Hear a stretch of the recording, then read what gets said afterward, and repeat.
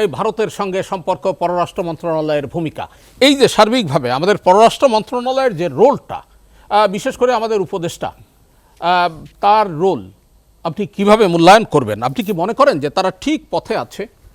দেখেন, আমাদের পররাষ্ট্র মন্ত্রণালয়ের সবচেয়ে বড় যে প্রবলেম আমি দেখি আমার চোখে, যে 15 বছর 16 বছরের যে বাধ্যতামূলক আচরণ, হ্যাবিচুয়াল ওবিডিয়েন্স, যেখানে তারা একটা অস্বাভাবিক, একটা অবাস্তব নীতিকে হঠাৎ করে তারা ইন্ট্রোডিউস করলো তাদের মতাদর্শগত, ওই যে friendship to all malice to none, এই ধারণাটা, এটা it is a utopian concept, ideal ওয়ার্ল্ডের জন্য সুটেড। কিন্তু আপনি যখন বলছেন যে friendship to all malice to none, এই পররাষ্ট্র মন্ত্রণালয়ে কি হয়েছে?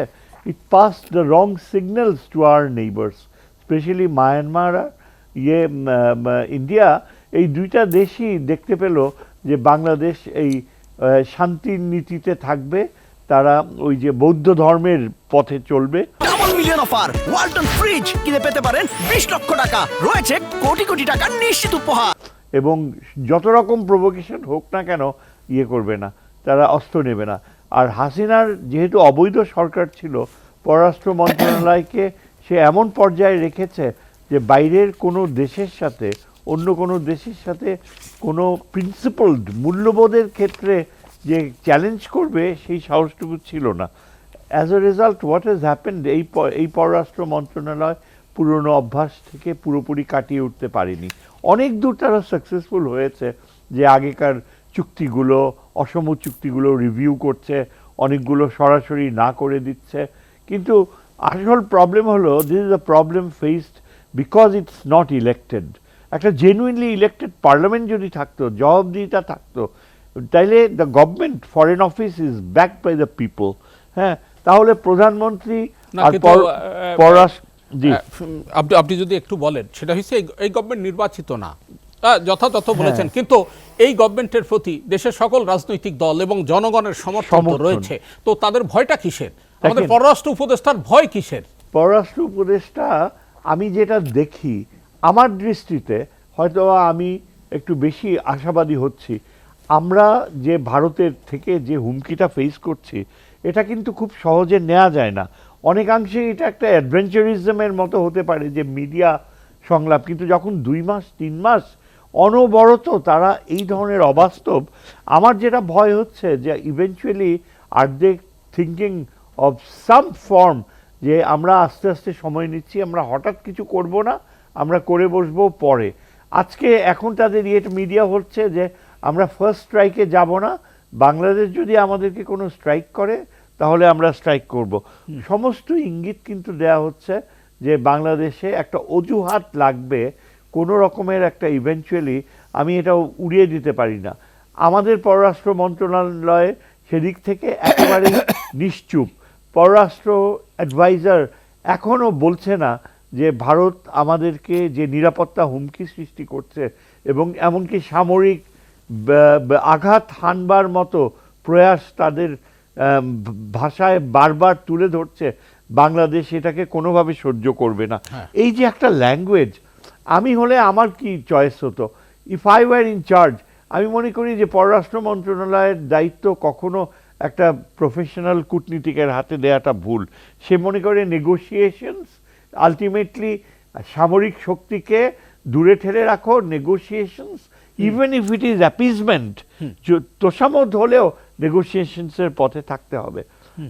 ইফ আই ওয়ার দেয়ার, আমি নিরাপত্তার ছাত্র হিসাবে, আমি জানি না জেনারেল সাহেব আমার সাথে কতটুকু একমত হবে, আমার যদি সামর্থ্য থাকতো, আমি সরাসরি চায়নার সাথে কোনো একটা সামরিক অ্যাগ্রিমেন্টে যেতাম অত্যন্ত দ্রুত গতিতে, এবং ইমিনেন্ট থ্রেট কল্পনা করে I would expect that Bangladesh should invite Chinese air power immediately আমাদের এয়ার বেসগুলোতে চাইনিজ এয়ার পাওয়ার সংযোজন করা উচিত, যতদিন না এই immediate Indian physical threat exist. আরেকটু কন্টিনিউ করে নিই, এই যে চাইনিজ এয়ার পাওয়ার, এটা আমাদের কাছে খুব অতি বাড়াবাড়ি, হ্যাঁ এটাকে, কিন্তু ইন্ডিয়ান থ্রেটটা তো ইজ মোর ডেঞ্জারাস। এবং আমরা জানি, দেখেন পুরা প্যাসিফিক রিম বলেন, আরব স্টেটস বলেন, এরা কিন্তু অনেক বেশি, যেহেতু ওদের ওই ধরনের উদ্ভট ওই তত্ত্ব নাই যে ফ্রেন্ডশিপ টু অল, এই দ্বারা এফেক্টেড না হওয়ার ফলে তারা অনেক সহজেই কিন্তু মিলিটারি অপশনস বেছে নিতে পারে। জি। চীন আমাদেরকে এখন আইডিয়ালি রেডি, দে আর থার্স্টি যে বাংলাদেশকে একটা মিত্র হিসাবে পাওয়া। চীনকে আমরা এখন যদি আস্থায় নিতে পারতাম এই সময়টায়, চীনের সরাসরি সামরিক উপস্থিতি যদি আমরা বাংলাদেশে আনতে পারতাম, that is the only medicine যেটা ইন্ডিয়ানসদেরকে একেবারেই কাবু করে দেবে। এই যে সার্বিক যে আলোচনাটা হচ্ছে, ভারতের যে আগ্রাসী মনোভাব আমাদের পররাষ্ট্র মন্ত্রণালয় প্রপারলি বিশ্বের কাছে সঠিকভাবে তুলে ধরতে পারছে না, করণীয় কি? খুব দ্রুত আমার মনে হয় যে পররাষ্ট্র মন্ত্রণালয় এটা একজন সিজনড সিভিলিয়ান অ্যাডভাইজার দিয়ে হেডেড করা উচিত, এবং করণীয় হচ্ছে আমরা আশা করব যে যত তাড়াতাড়ি সম্ভব ইলেকটেড গভর্নমেন্ট আসাটা অনিবার্য পররাষ্ট্র মন্ত্রণালয়কে একেবারে রিভার্স করে আবার পুরনো স্পিরিটে ফিরে আনার জন্য।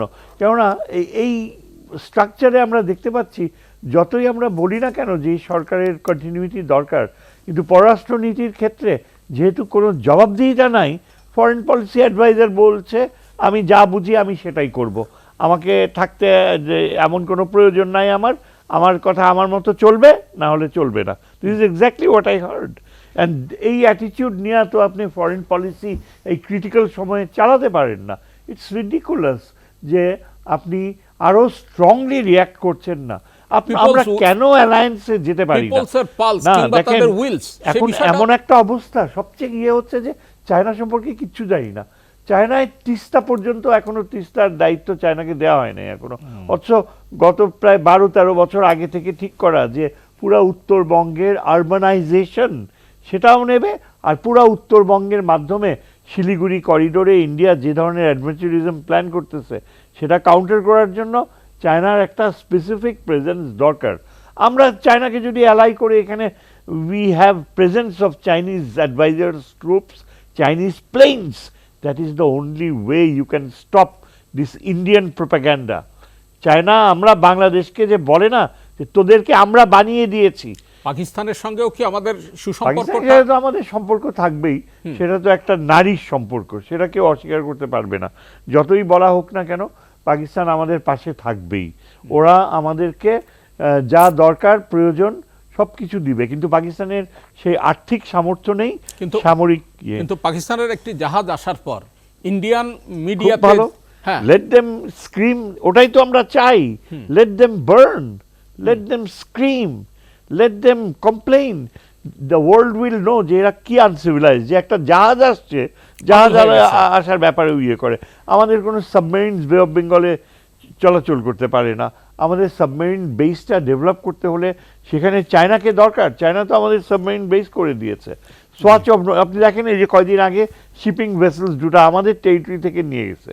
কারেক্ট। আমাদের নেভাল সাপোর্ট দরকার সুন্দরবনের হিরন পয়েন্ট থেকে। আমরা এখন দেখতে চাই Foreign Ministry must have the guts to say that we want to see Chinese ships, naval ships, আমাদের পোর্টে আসুক, আমাদের ম্যারিটাইম বাউন্ডারিতে আসুক। আমাদের একটা সোয়াচ অফ নো গ্রাউন্ড আছে মাটির নিচে, অনেক দূর সমুদ্রের নিচে, ওইখানে let us see Chinese submarines. এইসব জিনিস নিয়ে কোনো আলোচনা পর্যন্ত হয় না। ওই আমাদের একটা অথর্ব ইনস্টিটিউট রয়েছে বিস, এটা কোনো কাজের না, একটা সম্পূর্ণ ইট is a public relations outpost of Awami League. এখনো এটা আওয়ামী লীগের সেবাদাস হিসাবে কাজ করতেছে। আমাকে দাওয়াত দিছে পাপুয়া নিউ গিনির প্রাইম মিনিস্টার আসবে বক্তৃতা দিতে, আপনি আসুন।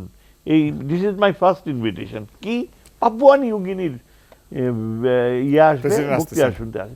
কত স্টুপিড হতে পারে! অথচ ওইখানে আমাদের এইসব ক্রিটিক্যাল ইস্যুস নিয়ে দিনের পর দিন এই আলোচনা, security issues, general should have been there and we should have brain storming session যে ইন্ডিয়াকে কিচ্ছু হয় না। একটা মেজর জেনারেল বসে বসে ওইখানে ভায়োলিন বাজায়, এই হচ্ছে।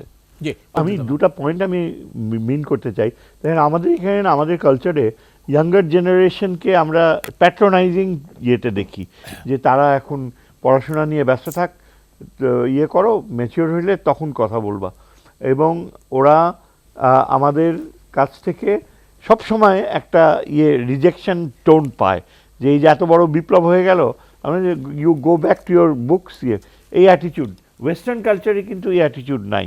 The younger generation will call the elder man mister so and so, হ্যাঁ, আপনাকে বলবে মিস্টার আপনিও তাকে বলবেন। আমি যখন বলবো আঙ্কেল বলবো আপনাকে, একটা ইয়াং হলে, ও বলবে মিস্টার সো অ্যান্ড সো। ওর ভিউ পারসেপশন বিলিফ সিস্টেম সে রেসপেক্ট করে, এবং ওল্ডার জেনারেশন ওই ইয়াঙ্গার জেনারেশন রেসপেক্ট করে। এই কারণে কিন্তু ওয়েস্টার্ন কালচারে you will see prime ministers, cabinet members, powerful people within the age of 40-45 এর মধ্যে চলে আসে। আমাদের কালচারে হয় না।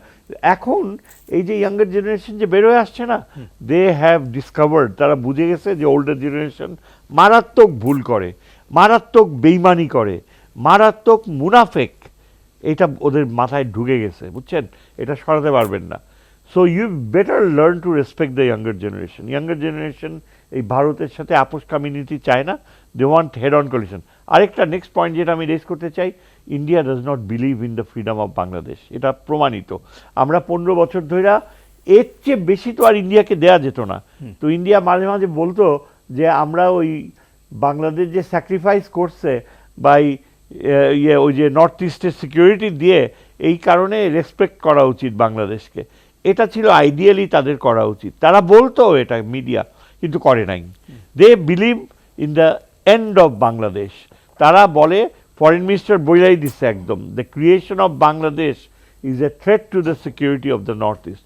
সুতরাং আমাদের policy must always be to break up India. আমি এটা পাবলিকলি বলবো না, কিন্তু আমি বলছি, আমি জাতির আমি টিএসসিতে বলছি সাহস করে, যখন আমি ডক্টর মাহমুদের সাথে কথা বলার সুযোগ হয়েছিল, in this huge auditorium, I said it too, আমার ভিতর থেকে আসছে যে আমাদের অস্তিত্বের একমাত্র উপায় হচ্ছে ভারতের ভাঙন। ভারতের ভাঙন হচ্ছে ওই কাছে জনতলের ছেলেমেয়েরা ছিল, আমার মনে ওরা অনেকে শুনছে, চুপ হয়ে শুনছে, হ্যাঁ, কারণ এই নর্থ ইস্ট এটা আমাদের হওয়ার কথা ছিল। এবং আমি জানেন 70-80 বছর পরে পরে ম্যাপ চেঞ্জ হয়, হ্যাঁ, নিউ ইন্টারন্যাশনাল সিস্টেম এমার্জেস, ভাঙন ধরে নতুন বাউন্ডারি সৃষ্টি হয়। এই যে নতুন ইন্টারন্যাশনাল সিস্টেম যে সেকেন্ড ওয়ার্ল্ড ওয়ারের পরে হয়েছে, এটা probably will be more durable, কারণ এখানে ফর্মালি কলোনিয়ালিজম এন্ড হয়ে গেছে। কিন্তু তারপরেও আমরা দেখি রাষ্ট্রের সীমান্ত বদলাচ্ছে। আপনার রাশিয়া বদলাইছে, ইসরায়েল বদলাচ্ছে, ইউরোপে বদলাইছে, এবং আমাদের এখানে India wants to change the boundaries. এটা আমাদের মনে রাখতে হবে, এবং আমরাও ইন্ডিয়াকে বলবো, we want to change our boundaries because north east is ours, Arakan is ours. ওই লাইনে চিন্তা করার মতো সাহস অর্জন করতে হবে। করিমগঞ্জ যেটা কাছাড়, যেটা আমাদের হওয়ার কথা ছিল, 47-এ ইন্ডিয়া নিয়ে নিচ্ছে, সেই করিমগঞ্জ যেটা আসামের মুসলিম অ্যারিস্টোক্রেসির হার্টল্যান্ড, তার নাম চেঞ্জ করে রাখা হয়েছে শ্রীধাম। শ্রীধাম আমি বলি আমাদের ফরেন মিনিস্ট্রির উচিত হবে এক্স্যাক্টলি সেম ওয়েতে ওই যে অরুণাচল প্রদেশ বলা হয়, যেটাকে ভারত অরুণাচল প্রদেশ, সেটাকে চায়নার প্রতি আমাদের বন্ধুত্ব ও নিবিড় আনুগত্যের ধারণার প্রেক্ষাপটে চায়নার ওই জায়গাটাকে আমরা ডাকি সাউথ তিবেত, এবং এটা ফরেন মিনিস্ট্রি ঘোষণা দিক যে এখন থেকে অরুণাচল জায়গাটাকে আমরা সাউথ তিব্বত বলে সম্বোধন করব। আর একটা ছোট সাজেশন, ইন্ডিয়া আমাদের কাছে ট্রেন লাইন চায়, ওই যে আগরতলা থেকে কলকাতায় যায়, হ্যাঁ, তো ওইটার পরিবর্তে আমরা এই লাহোর, ওই যে কি বলে, কাঠমান্ডুর ট্রেন লাইন হবে না, ভুটানের হবে না, ইমপ্র্যাকটিক্যাল। আমরা চাইবো ঢাকা টু লাহোর 3 দিনের ট্রেন জার্নি ইন্ডিয়ার ভিতর দিয়ে যাব, ইনফ্রাস্ট্রাকচার আছে। ওরা যদি আগরতলা থেকে কলকাতায় যাইতে চায়, আমাদেরকেও Dhaka to Lahore train journey করতে দিতে হবে, সেটা 3 দিন সময় লাগবে। ওদের ট্রেন যায় ওই যে আওয়াধ আসাম এক্সপ্রেস, ডিব্রুগড় থেকে বিকানের যায়, 4 দিন লাগে যেতে, প্রত্যেক দিন যায় একদম আসামের এই কোণা থেকে পাকিস্তান বর্ডার পর। তো ওইটা যদি যাইতে পারে, তাহলে ঢাকা টু লাহোর সপ্তাহে 1 দিন কেন যেতে পারবে না? 1 দিন, হ্যাঁ, with stoppage in Patna, Amritsar, Lucknow, হ্যাঁ, লাহোর। তাহলে আমাদের সাথে হবে, we will develop a tremendous connectivity.